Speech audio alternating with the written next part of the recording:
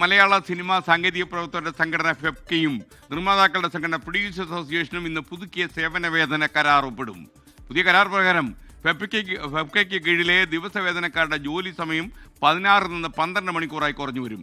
ലാൽ കൃഷ്ണൻ കൊച്ചിയിൽ നിന്ന് വിവരങ്ങളുമായി ചേർന്നു. ലാൽ, ഗുഡ് മോർണിംഗ്, പറയൂ. Good morning S K.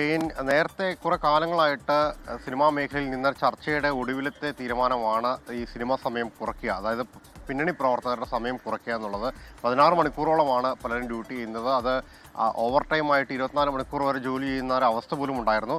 അതിന് ഒരു പരിഹാരം കാണുക എന്ന രീതിയിലാണ് നിലവിൽ 12 മണിക്കൂറിലേക്ക് ഇത് ചുരുക്കാം എന്ന തീരുമാനത്തിലെത്തിയിരിക്കുന്നത്. ഏകദേശം 3 വർഷത്തോളം നീണ്ടൊരു ചർച്ചക്കൊടുവിലാണ്. പക്ഷേ ഈ സമയക്കുറവിൻ്റെ കാര്യത്തിൽ തീരുമാനമായെങ്കിലും ഓവർ ടൈം അടക്കമുള്ള കാര്യങ്ങളിൽ ഇവർക്ക് കൊടുക്കേണ്ട വേതനത്തിൻ്റെ കാര്യത്തിൽ ഇതൊരു തീരുമാനത്തിലെത്തിയിട്ടില്ല.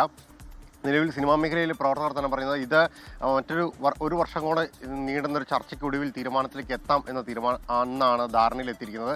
അതായത് നിലവിലുള്ള വേതനം പരിഷ്കരിക്കണം, അതോടൊപ്പം ഓവർ ടൈം അടക്കമുള്ള കാര്യങ്ങളിലും പരിഷ്കാരം വേണം എന്നുള്ളതാണ് പ്രവർത്തകരുടെ ആവശ്യം. ഈ ആവശ്യം പ്രൊഡ്യൂസേഴ്സിനെ അറിയിച്ചിട്ടുണ്ട്. പക്ഷേ അനുകൂലമായൊരു തീരുമാനം ഉടനടി കൈക്കൊള്ളാൻ കഴിയില്ല എന്നുള്ളതാണ്. അത് സിനിമാ മേഖലയിലെ പ്രതിസന്ധി ചൂണ്ടിക്കാണിച്ചുകൊണ്ട് തന്നെയാണ് നിർമ്മാതാക്കളും പറയുന്നത്.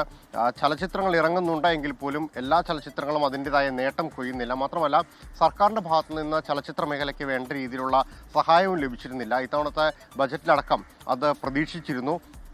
തിയേറ്റർ ഉടമകൾ അടക്കമുള്ള ആളുകൾക്ക് വരുന്ന അധിക നികുതി അടക്കമുള്ള കാര്യങ്ങൾ ചൂണ്ടിക്കാണിച്ചുകൊണ്ടായിരുന്നു ഒരു പ്രതിഷേധവും പ്രത്യക്ഷ സമരവും എല്ലാം ഉണ്ടായിരുന്നത്. അതിന് പരിഹാരം കാണുക എന്ന രീതിയിൽ സർക്കാരിനെ സമീപിച്ചെങ്കിലും അനുകൂലമായൊരു നിലപാടില്ലാത്ത സാഹചര്യത്തിലാണ് വേതനം അടക്കമുള്ള കാര്യങ്ങളിലെ പുതിയ പരിഷ്കാരം അടക്കമുള്ളവയ്ക്ക് ഒരു വർഷത്തെ സാവകാശം കൂടി ചോദിച്ചിരിക്കുന്നത്. തത്വത്തിൽ നിലവിൽ ധാരണയായിരിക്കുന്നത് ഇവരുടെ സമയം കുറയ്ക്കുക എന്നുള്ളതാണ്. ആ കരാർ ഒപ്പിടുകയും ചെയ്യും. അതിനുശേഷമായിരിക്കും പ്രൊഡ്യൂസേഴ്സ് അസോസിയേഷൻ്റെ കൊച്ചിയിലെ ആസ്ഥാന ഓഫീസിൽ വെച്ച് സംയുക്തമായൊരു വാർത്താ സമ്മേളനം ഉണ്ടാവുക. അതിൽ തന്നെ തുടർ തീരുമാനങ്ങളും മറ്റ് കാര്യങ്ങളും അടക്കമുള്ള കാര്യങ്ങളിൽ വ്യക്തത വരുത്തുമെന്നുള്ളതാണ് നിലവിൽ അറിയിച്ചിരിക്കുന്നത്. ലോകത്തെവിടെയായാലും ഏത് സമയത്തും 24 വാർത്തകളും ഓഗ്മെന്റഡ് റിയാലിറ്റി പാക്കേജുകളും എക്സ്പ്ലെയിനറുകളും വിശദമായി കാണാൻ ഞങ്ങളുടെ യൂട്യൂബ് ചാനൽ നിങ്ങൾക്ക് സബ്സ്ക്രൈബ് ചെയ്യാം.